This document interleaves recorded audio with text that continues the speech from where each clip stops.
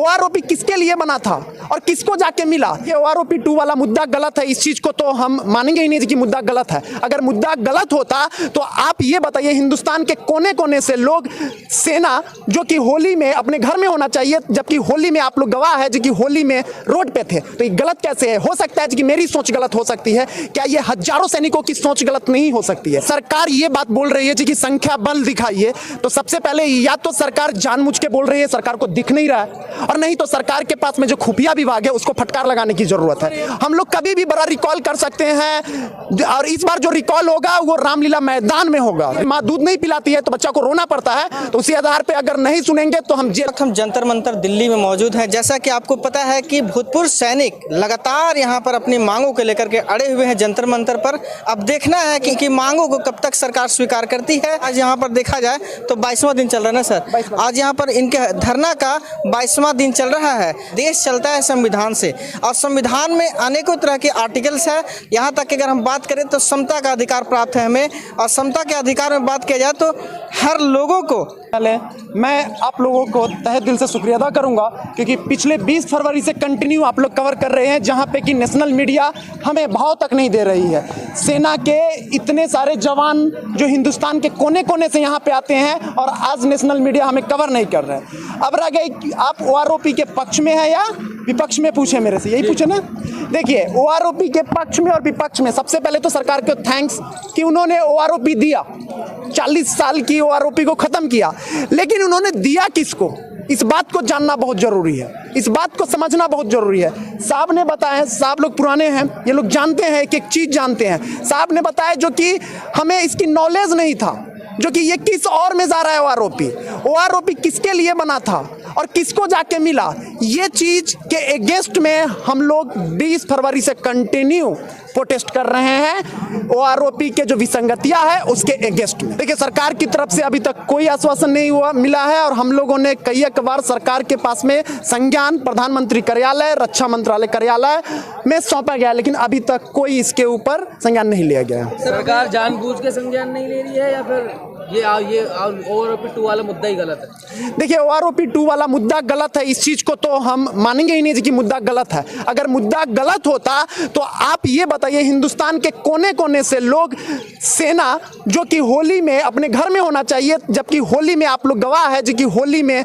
Road पे थे, तो ये गलत कैसे है? हो सकता है कि मेरी सोच गलत हो सकती है, क्या ये हजारों सैनिकों की सोच गलत नहीं हो सकती है? इसमें कमी है, तो इस कमी में सुधार सरकार को करना ही पड़ेगा। राजनाथ सिंह से जब आप लोगों की पहले 3 महीने पहले मुलाकात हुई थी, तो वहाँ कहा गया था कि संख्या बल की आवश्यकता है, संख्या बल दिखाइए तब कुछ हो सकता है। जब युद्ध स्तर पर काम होती है, युद्ध होता है, वहाँ संख्या बल की बात नहीं पूछता है कोई भी, लेकिन अभी संख्या बल क्यों पूछा जा रहा है? देखिए, एक चीज मैं आपको समझाना चाहता हूँ, अगर सरकार ये बात बोल रही है कि संख्या बल दिखाइए, तो सबसे पहले या तो सरकार जानबूझ के बोल रही है, सरकार को दिख नहीं रहा है, और नहीं तो सरकार के पास में जो खुफिया विभाग है उसको फटकार लगाने की जरूरत है। आज देखिए, देश के कोने कोने में डिस्ट्रिक्ट कलेक्टर के पास में संज्ञान सौंपा जा रहा है राष्ट्रपति के नाम पे, और आज भी 20 फरवरी को आप लोगों ने देखा, और आज भी देखे जो कि सेना कितने तादाद में हिंदुस्तान के कोने कोने से आए हैं, और ये रैली कंटिन्यू चलते रहेगा। आप लोग संख्या बल क्यों नहीं दिखा पा रहे हो? क्या संख्या दिखाई जो 20 फरवरी को बात करती है,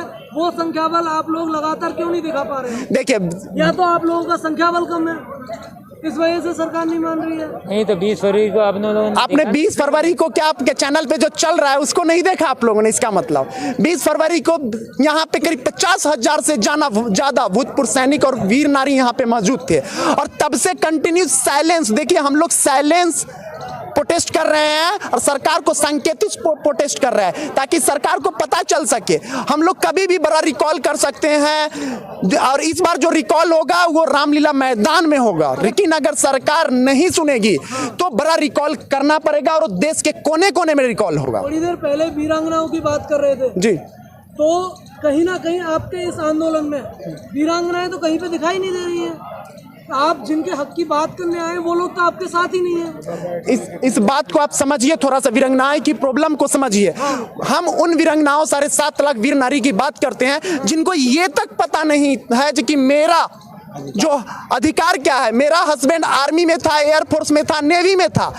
उन वीरांगनाओं की बात कर रहे हैं जिनको कि क्या मिल रहा है वो तक पता नहीं है, उनकी बात कर रही है। और रह गई बात सर उनकी संख्या बल की, तो जब बड़ा रिकॉल होगा तो वो भी आपको दिख जाएगा और आपको बहुत सारे वीरांगनाओं देखने को मिला होगा। आंदोलन करने से पहले उन्हें शिक्षित करना चाहिए था, जो उनकी जो जरूरत है, जो उनकी मांग है, जो उनके लिए अच्छा किया जा सकता है बेटरमेंट, पहले आप लोगों को उन्हें बताना चाहिए था।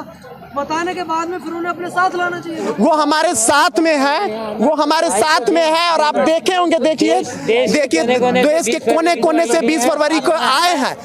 ऐसा नहीं है कि सोचने की जरूरत नहीं है, लेकिन जब अगर बड़ा रिकॉल करना पड़ेगा वो भी आवाज लगाने के लिए तैयार है। ऐसा नहीं, हमारी जो वीर नारी जो है वो भी किसी से कम नहीं है, लेकिन हम आर्मड फोर्सेस से हैं। हम डिसिप्लिन में कोई भी आर्टिकल और संविधान के तहत में करते हैं। तो अभी ये सांकेतिक धारणा जो चल रहा है वो संविधान के दायरे में चल रहा है। सरकार को हमारी बात माननी पड़ेगी और सरकार मानेगी। बोल रहे हैं कि संविधान के दायरे में चल रहा है, क्या आपका ये भी विचार है कि असंवैधानिक तरीके से भी आप अपनी मांगों को मनवाएंगे?